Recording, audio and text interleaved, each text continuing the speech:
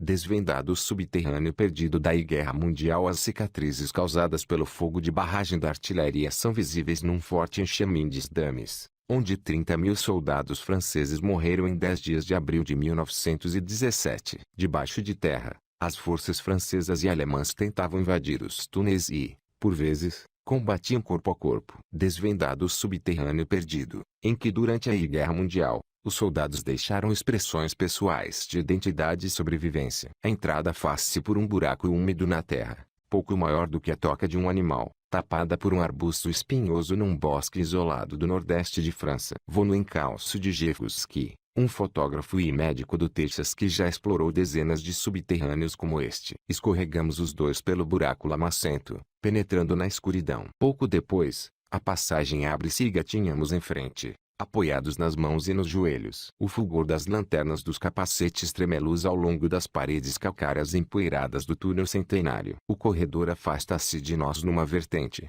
mergulhando na sombra. Passado uma centena de metros, o túnel termina num pequeno cubículo escavado no calcário e que faz lembrar uma cabina telefônica. Aqui, logo a seguir à deflagração da Primeira Grande Guerra, há precisamente 100 anos, os engenheiros militares alemães revezavam-se em turnos, mantendo-se em total silêncio e escutando com atenção o mais tênue som produzido pelos sapadores inimigos. Vozes abafadas, ou pás a raspar, significavam que uma equipa de minagem hostil poderia encontrar-se a poucos metros de distância, escavando um túnel de ataque que se encaminhava direito a eles. O perigo aumentava quando a escavação parava e se ouvia o som de sacos ou latas empilhados sem barulho. Sabia-se assim que o inimigo estava a instalar explosivos de grande potência no final do túnel. O mais enervante de tudo era o silêncio que se seguia. A qualquer momento, as cargas podiam detonar e desfazê-los embocados ou enterrá-los vivos. Ali perto, numa das paredes do túnel, as lanternas dos nossos capacetes iluminam as inscrições deixadas pelos engenheiros alemães. Cada grafito acompanhado do nome do autor e respectivo regimento encontra-se encimado por um lema: Gott für Kaiser. Deus pelo Kaiser. As marcas do lápis ainda estão frescas. Com efeito, a rocha calcária macia da região francesa da Picardia revelou-se ideal não só para as operações de tunelação mas também para os soldados da Primeira Grande Guerra registrarem a sua presença com assinaturas, esboços e caricaturas a lápis e, até, complexas esculturas em relevo. Esta arte subterrânea é relativamente desconhecida fora do círculo formado por estudiosos e entusiastas do conflito, bem como autarcas e proprietários de terra, com muitos dos quais Jeff demorou vários anos a tentar travar conhecimento. Os sapadores franceses aplicavam um estetoscópio no solo para escutar o movimento do inimigo nos túneis vizinhos. As suas imagens trazem à luz do dia um mundo subterrâneo que os soldados foram obrigados a suportar para se protegerem dos bombardeamentos constantes. Deixaram ali nomes, imagens de mulheres, símbolos religiosos, bonecos desenhados e outros ícones. O conflito começou com a cavalaria montada e a confiança, por parte de todos os contendores, de que a guerra terminaria até o Natal. Em finais de 1914, o avanço alemão estagnara, os exércitos assumiram posições fixas e uma extensa rede de trincheiras prolongou-se desde a costa do Mar do Norte até a fronteira suíça. Uma corrida ao armamento conduziu ao primeiro uso generalizado de gás venenoso, guerra aérea e tanques. Na frente ocidental, milhões de combatentes morreram em ofensivas e contra-ataques maioritariamente fúteis. Os alemães e os seus adversários franceses e ingleses recorreram a técnicas de guerra de cerco que pouco havia mudado ao longo dos séculos. O objetivo consistia em escavar debaixo das posições fortificadas do inimigo e fazê-las explodir. Os contra-ataques eram gorados instalando explosivos para destruir os túneis. No auge da guerra subterrânea, em 1916, as unidades de tunelação britânicas fizeram detonar cerca de 750 minas ao longo de um sector de 160 quilômetros na frente de combate. Os alemães reagiram, detonando quase 700 cargas. As colinas e cumeadas que serviam de pontos de vigilância decisivos ficaram esburacadas como queijo suíço, ao mesmo tempo que as minas de grande dimensão abriam enormes crateras. No entanto, a guerra de infantaria não se confinou a túneis estreitos. Sob os campos e florestas da Picardia encontram-se pedreiras abandonadas, algumas das quais com capacidade para abrigar milhares de soldados. Numa manhã da névoa, exploramos um desses sítios, localizado ao longo do rebordo de uma falésia da qual se avista o Vale do Asne. Fomos conduzidos até lá pelo proprietário desta quinta ancestral, cujo nome concordamos em não mencionar para proteger a pedreira dos vândalos. Mostra-nos, com orgulho, uma escultura monumental de Marianne, o símbolo francês da liberdade, montando guarda à pedreira. Mais à frente, no ambiente lúgubre da caverna artificial, observamos um conjunto de emblemas e memoriais gravados em lembrança dos regimentos franceses que aqui se alojaram. E deparamos com capelas elaboradamente esculpidas e pintadas com símbolos religiosos, insígnias militares e nomes de famosas vitórias dos franceses. O dono da terra leva-nos até uma escadaria de pedra que servia de ligação entre uma das capelas e as linhas da frente de combate. Lá no alto, o meu coração agita-se só de pensar nos homens que trepavam por estes degraus para nunca mais voltarem.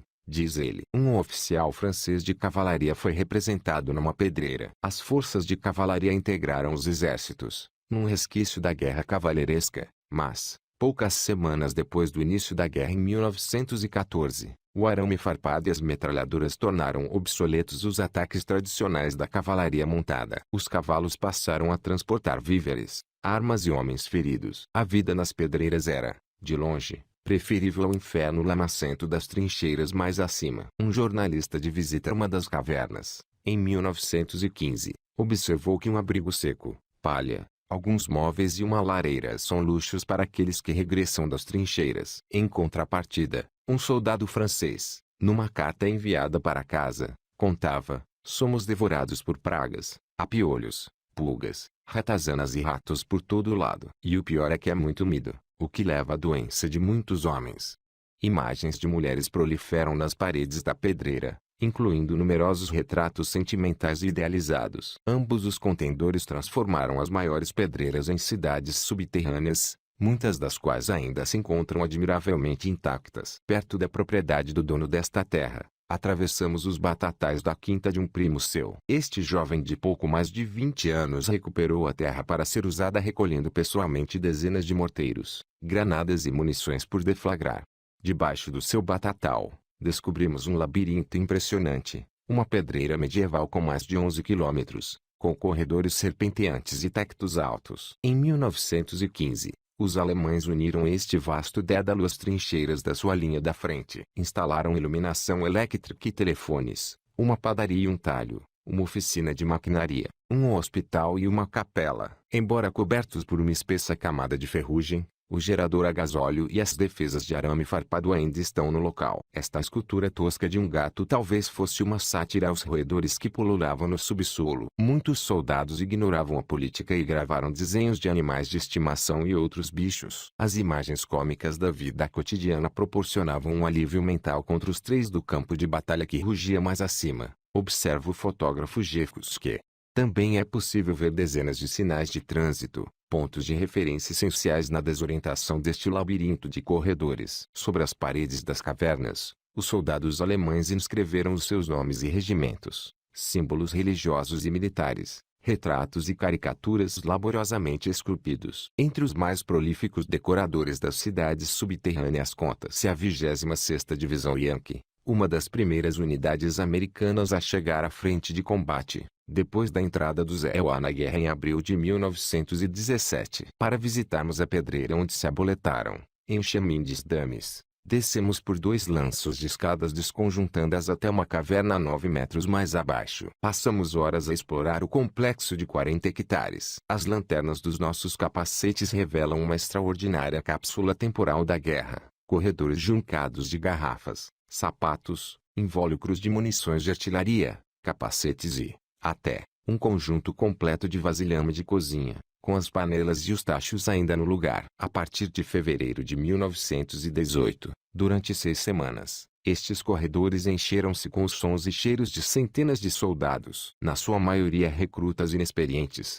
entravam e saíam na sua primeira experiência de combate nas trincheiras situadas em cima. Os homens passaram muitas horas a decorar algumas paredes, não deixando 1 centímetro quadrado por preencher. Há dezenas de símbolos religiosos e patrióticos. No meio dos nomes escritos a lápis, os meus olhos detêm-se em Earl W. Madeley, um cabo oriundo de Connecticut que afirma ter 20 anos de idade. Segundo os registros, Earl morreu no dia 21 de julho de 1918. Juntando-se aos restantes 2.000 mortos sofridos pela divisão Yankee antes do armistício de novembro. Protegidos no subterrâneo, Os soldados deixaram expressões pessoais de identidade e sobrevivência. Mas este patrimônio que ficou da guerra encontra-se ameaçado. Quando os vândalos tentaram serrar a imagem de Marianne, o proprietário indignado instalou barras metálicas em todas as pedreiras. Na pedreira da divisão Yankee, um mecânico de automóveis reformado que se dedicou à preservação destas representações construiu pesados portões de metal e instalou cadeados. No entanto,